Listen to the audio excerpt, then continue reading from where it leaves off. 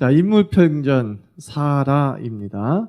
남편만큼 순종한 사람이란 제목으로 말씀 준비합니다. 인물평전 사라, 남편만큼 순종한 사람. 사라는 아브라함의 아내이죠. 사라라는 이름의 뜻은 열국의 어머니라는, 열국, 10개의 나라가 아니라 모든 나라의 어머니라는 뜻을 가지고 있고, 또는 왕비라는 뜻도 가지고 있습니다. 이 사라는 사실 자기 남편 아브라함과 이복 누이 동생이죠. 이복 누이 동생. 옛날에는 가까운 친척끼리 이렇게 결혼하는 일이 많이 있었습니다. 그것이 결코 윤리적으로 문제가 되지 않았던 그런 시대였죠. 그래서 아브라함의 이복 누이 동생이면서 아브라함과 결혼해서 아브라함의 이제 아내가 됩니다. 이 사라의 원래 이름이 무엇이죠? 사레죠. 사레. 그죠? 사라는 나중에 얻은 이름이고, 원래 이름은 사레이죠. 사레. 영화롭다, 이런 뜻을 가지고 있는 사레. 근데 이 이름이 나중에 뭘로 개명되었다고요? 사라, 열국의 어머니라는 이름으로 개명됩니다. 자기 남편 아브라함도 마찬가지죠. 원래 이름은 아브람, 그죠? 아브람에서 아브라함, 열국의 아버지라는 이름으로 바꾸게 됩니다. 그래서 이 사라는 선민 1세대인, 1대 상속자인 이삭을 낳게 됩니다. 자, 이 사라는 어떤 여인이었는가? 성경은 이제 살펴보면서 크게 세 가지로 한번 특징 지어보면, 사라라는 여인은 남편과 함께 순종한 사람입니다. 남편과 함께 순종한 사람. 창세기 11장 보면은 본토 친척 아비집을 떠나라고 하는 메시지를 누가 듣습니까? 자기 남편 아브라함이 하나님께 듣게 되지 않습니까? 그때 나이 아브라함이 75세였고 사라는 아브라함보다 10살 연하였습니다. 65세 때 본토 친척 아비집을 떠나라 라고 하는 메시지를 듣게 됩니다.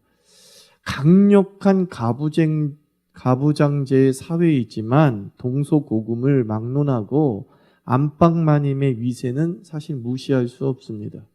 아브라함이 가부장의 권위를 가지고서 내가 하나님께 메시지를 들었어, 떠나야 돼 라고 했다 할지라도 안방마님인 사라가 뒤틀어 버렸다고 한다면 사실 아브라함이 순종하기가 그리 쉽지 않은 그런 상황이란 말이에요. 부인, 어머니는 어떤 존재입니까? 시대에 빠른 적응력을 보이는 사람이 부인이고 어머니라고요.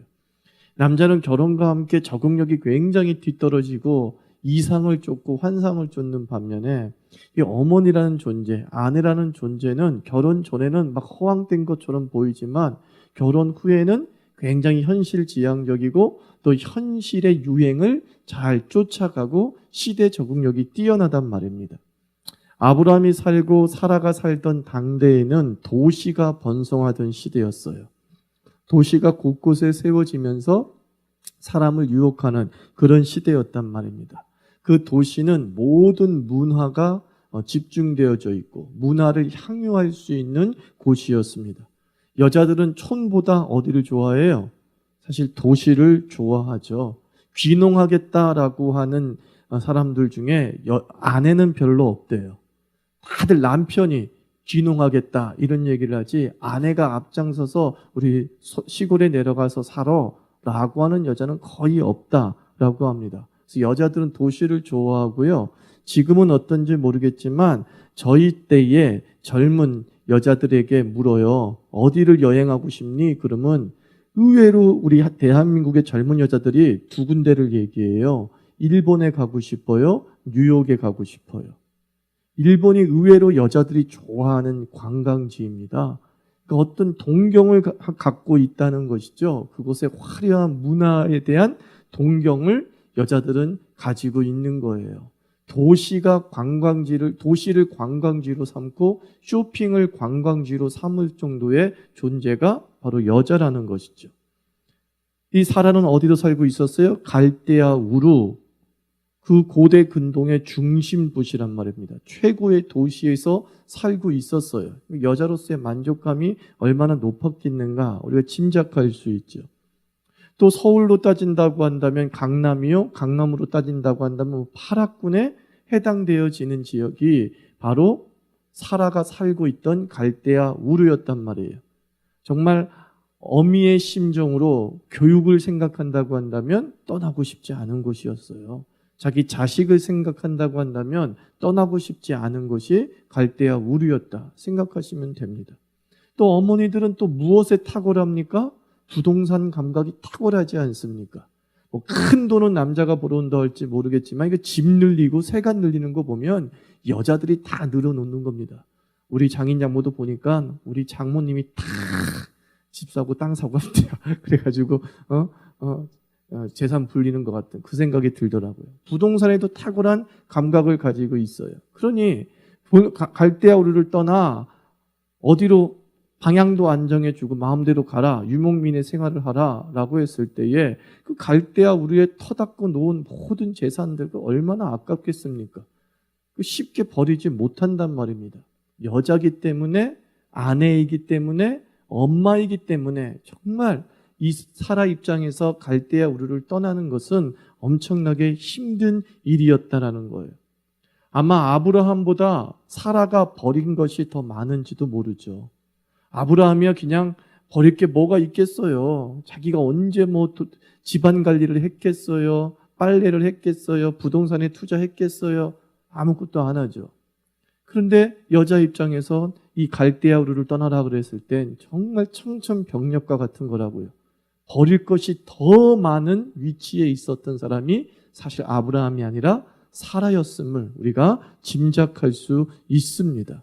그래서 사라는 정말 아브라함보다 더 크게 순종한 사람이에요. 성경이 가부장 중심으로 쓰여졌기 때문에 아브라함이라고 하는 남자에게 헤드십을 부여하면서 그가 주인공으로 스토리가 써나가지만 그 아브라함이 아브라함일 수 있는 근거에는 사라가 많은 것을 버리고 여자로서 버리고 엄마로서 버리고 남편으로서 버린 것들이 있었기 때문에 아브라함이 될 수 있었음을 알 수 있습니다. 또 사라는 자기 남편 아브라함에게 배신도 당하지 않았습니까? 자기가 뭐 먹을 것이 없어서 이제 애굽으로 들어가게 될 때에 사라가 굉장히 이뻤던 모양이에요. 애굽으로 들어갈 당시에 사라는 지금 70의 나이예요. 예뻐봤자 얼마나 예뻤겠어요. 그런데도 예쁘다고 한 것 보니까 보통 미모가 아니었던 거예요. 근데 아브라함이 지 목숨 살리자고 어떻게 했어요? 당신 가면 외국 왕 앞에서 당신은 나의 동생이라고 해다오 그랬단 말이에요. 동생이라고 해다오. 왜냐하면 내 아내입니다 라고 얘기하면은 바로가 아내를 여자로 생각해서 자기를 죽이고 여자를 취할까 봐 두려운 거죠. 그러니까는 아내라고 하지 말고 동생이라고 하고 가자고. 그래가지고 바로가 어떻게 했어요? 동생이야? 이쁘네? 그래서 사라를 자기의 첩으로 삼으려고 했잖아요. 그래서 하마터면 정조가 깨질 뻔한 엄청나게 큰 위기를 겪게 되었어요. 그런데도 불구하고 사라는 지 남편 어때요? 끝까지 쫓아요. 여보, 바로가 나 좋아한대. 당신은 좀 떠나줬으면 좋겠어. 이럴 수 있잖아요. 세계의 대국의 왕이 나를 좋아한대. 어떻게 되겠어요? 버릴 수 있잖아요. 그런데 그 거짓말쟁이 자기를 아내를 방패 삼아서 자기 생명을 지키려고 했던 쫌생이 아브라함이 이제 애굽을 떠난다니까 어떻게 해요? 또 자기 남편 아브라함을 쫓아간단 말입니다. 참 멋진 여자죠. 우리가 여기 앉은 남자들은 다 저런 여자를 만나야 된다. 자기가 아브라함처럼 쫌생이라고 생각 못하고 저런 여자를 만나야 된다. 지금은 저런 여자를 만나야 된다라고 지금 강점을 두고 있는 게 아니라 사실은 뭐냐면 쫌생이 아브라함임에도 불구하고 정말 믿을 수 없는 남편 아브라함임에도 불구하고 사라 때문에 사실은 뭐예요? 예수님의 피의 순수성이 지켜진 거잖아요. 그죠? 아브라함은 그냥 밑도 끝도 없이 그냥 바로한테 주려고 하다가 만약에 바로가 하나님이 막지 않았으면 잠자리를 했을 것이고 결국 예수님의 계보에 엄청난 혼혈이 흐르게 되는 것이죠. 잡종의 피가 흐르게 되는 거죠. 상상도 할 수 없는 일이 벌어질 수 있는 거예요. 누구 때문에? 아브라함 때문에. 아브라함 때문에. 그런데 그런 아브라함을 사라는 죽을 때까지 쫓으면서 자기의 지아버지로 섬겨 나가는 그런 모습을 보게 됩니다. 뭐 내조라는 게 별거 있겠습니까? 내조라는 것은 그냥 따라가 주는 게 내조인 것 같아요. 그죠? 또 그 곁에 있어 주는 것이 내조죠. 내조. 별 대단한 돈벌이를 해서 내조를 하는 것이 아니라 별 대단한 능력을 가지고 있어서 내조를 하는 것이 아니라 그 옆에 있어 주는 것만으로도 충분히 한 남자의 신앙과 그리고 그의 미래를 지키는 든든한 버팀목이 되어주는 것 아닌가 그 생각을 가져봐요. 근데 요즘의 남자들은 여자에게 원하는 내조가 뭐죠? 맞벌이래요. 당신 나랑 결혼하면은 직장 다닐 거지? 이렇게 물어요. 그러니까는 직장 다니지 마라고 묻는 게 아니라 직장 다닐 거지? 이건 무슨 뜻이에요? 반드시 다녀야 돼. 이런 뜻이에요. 그 남자가 참 뭐 이렇게 무력한 그런 시대를 우리가 살아가고 있어요. 우리 엄마들이 키워낸 남자들, 우리 엄마들이 키워낸 그 마마보이들이 말이죠. 아주 뭐라 그럴까요? 전투력도 떨어지고 그리고 생산성도 떨어지는 그런 존재가 돼가고 있는 거죠. 내가 목숨 걸고 당신 하나 먹여 살린다. 이게 이래야 되는 것 아닙니까? 이래야 되는 거 아닙니까? 그런데 맞벌이 할 거지. 근데 여자도 바보예요. 맞벌이 하기를 원하는 그 남자 뭐가 좋다고 결혼해요. 당연히 맞벌이 해야지. 우리 알콩달콩 살아서 집도 빨리 사고. 그런단 말이죠. 제 생각인 거예요. 저도 아직 옛날 사람이 돼가고 있다는 뜻이죠. 그러나 핵심은 정말 우리가 남자로서의 그 남성성이 점점 상실되어져 가고 있는 것은 사실이다라는 것입니다. 그리고 정말 여자로서 한 남자, 한 신앙인을 하나님 앞에 온전히 세워주기를 바란다고 한다면은 끝까지 그 사람을 믿어주는 것도 필요한 것이죠. 그죠?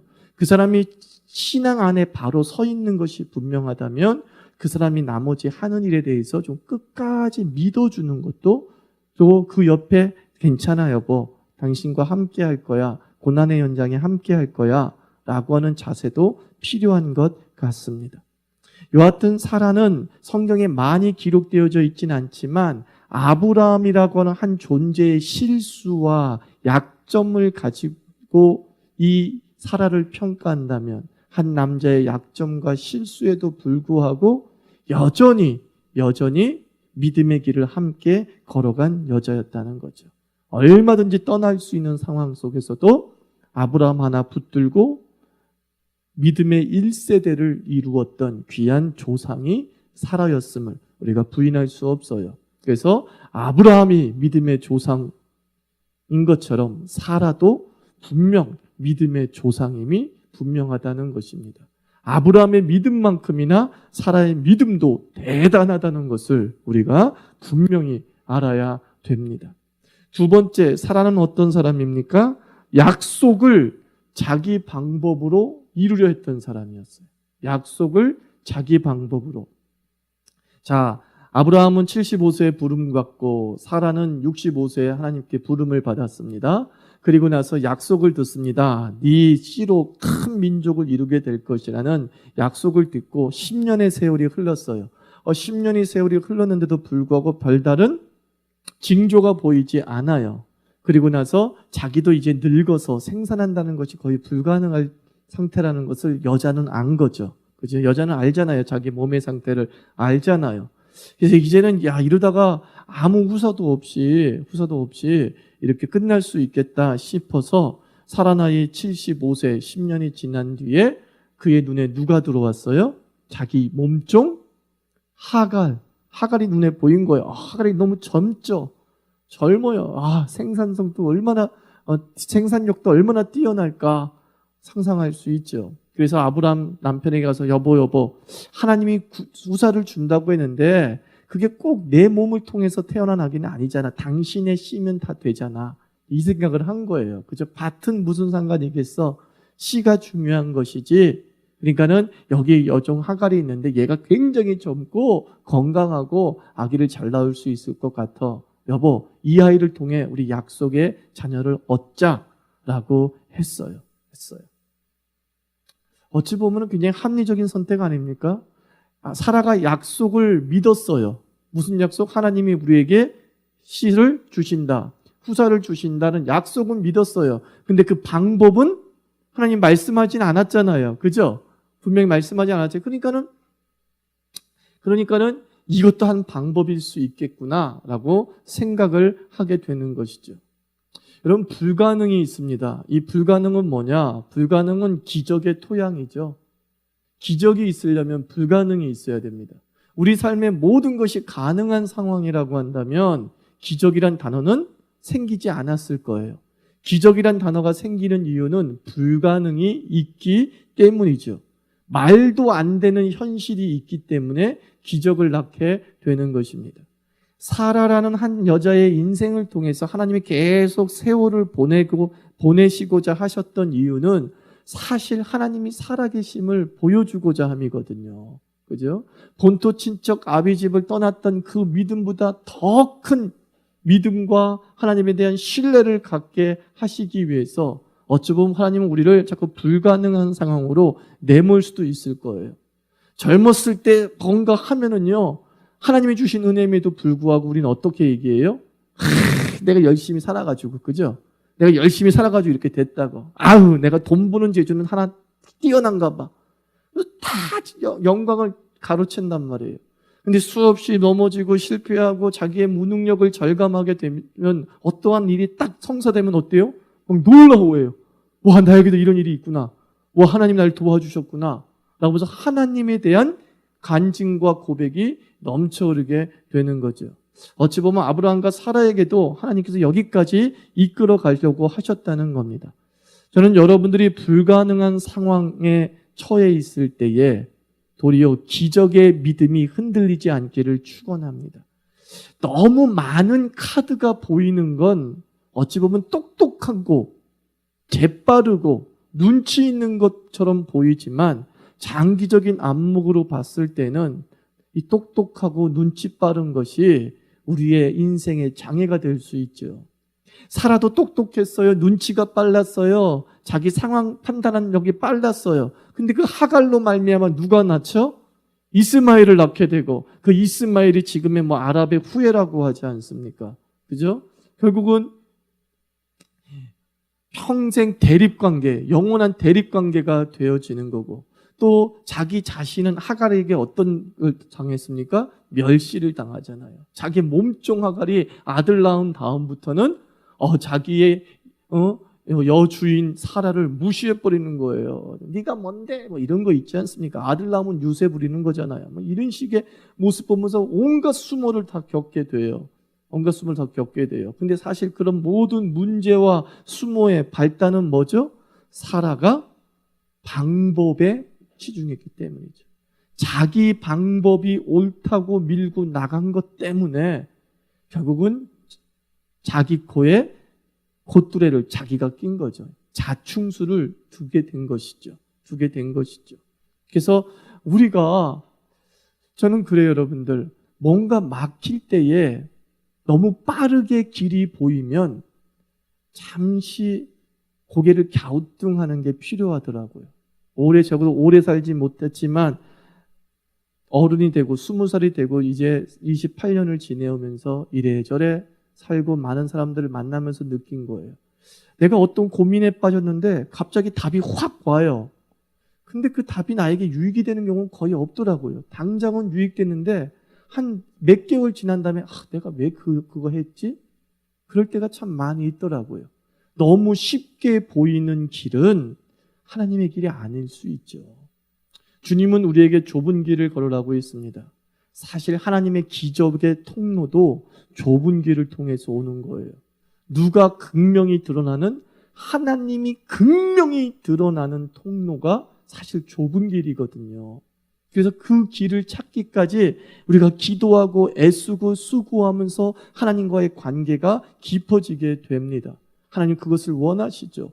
근데 막혔어? 그런데 갑자기 길이 탁 열린 길이 보인다면 그 짧은 시간 동안 그간에 그 사람이 기도를 했겠습니까? 하나님에 대한 깊은 묵상이 있었겠습니까? 또 말씀을 묵상하면서 정말 나의 길은 어떤 길인가 고민을 해봤겠습니까? 아무런 어떤 인격적 성숙과 영적 성숙이 없는 가운데 얻어진단 말이죠.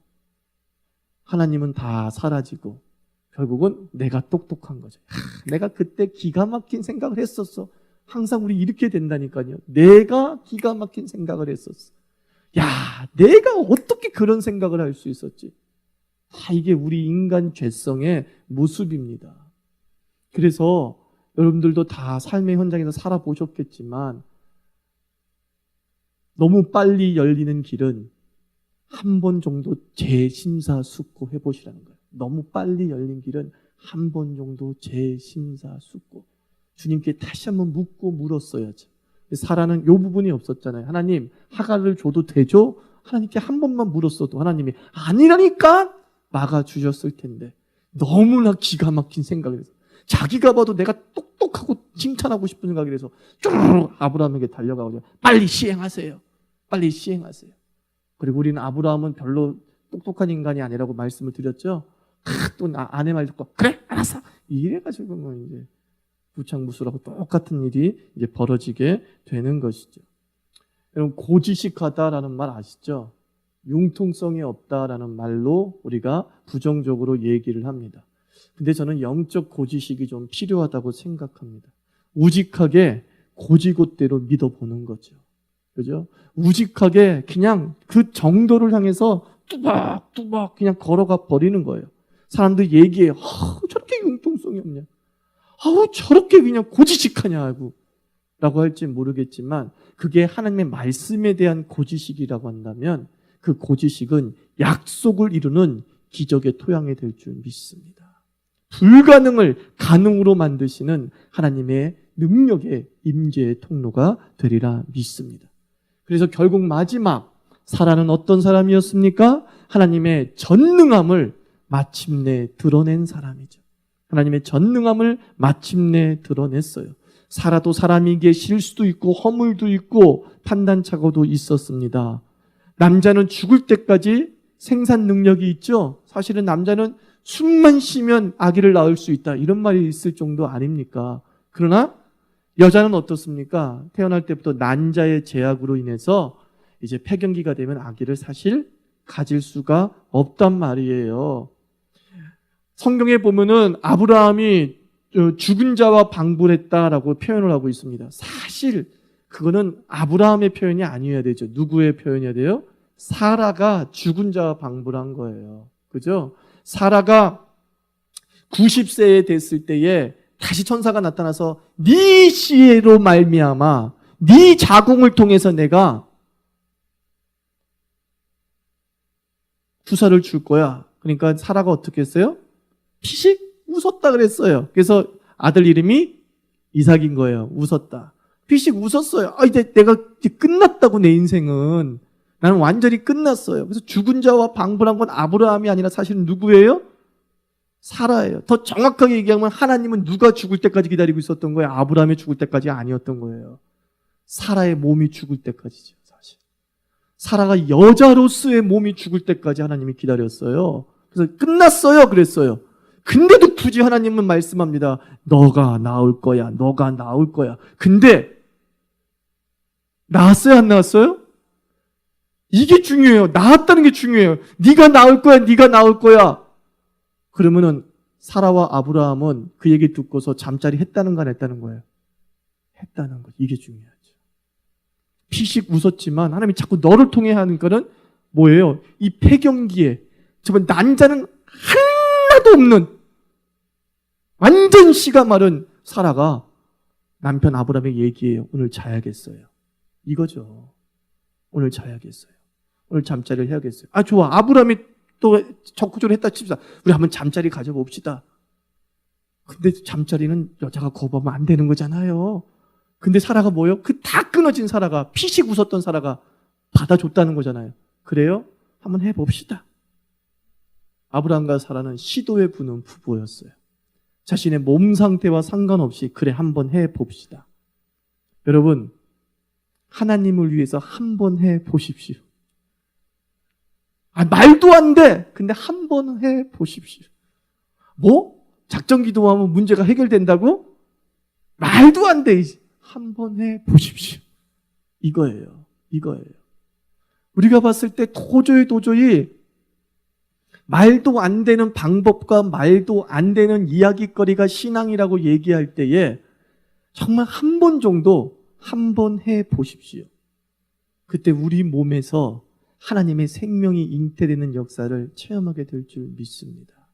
사라는 자기가 죽은 자임을 알매도 불구하고 피식 웃으면서 불신하는 마음도 있었음에도 불구하고 마지막 그 몇 %에 그래도 한번 해보자. 그 몇 %가 기적의 출발이 된 거죠. 100%의 순종이 아니에요. 100%의 믿음이 아니에요. 몇 %의 믿음 가지고 그래 한번 해봅시다. 그것이 이삭을 낳은 것이에요. 그래서 우리 예수님께서 뭐라고 말씀했습니까? 겨자씨만한 믿음만 있어도 이 산을 들어 저 산으로 옮길 수 있다고 그랬어요. 하나님은 수박만한 믿음이라고 말씀하지 않아요.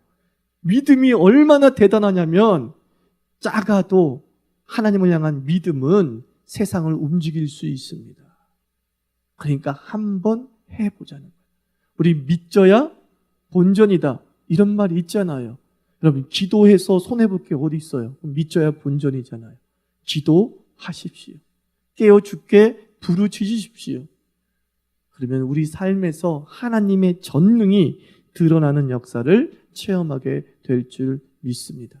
아무에게 하나님의 기적이 나타났다 듣기만 하는 자가 아니라 내 몸에 주의 기적이 나타났다 이렇게 간증하며 사는 그리스도인 되기를 주의 이름으로 축원합니다.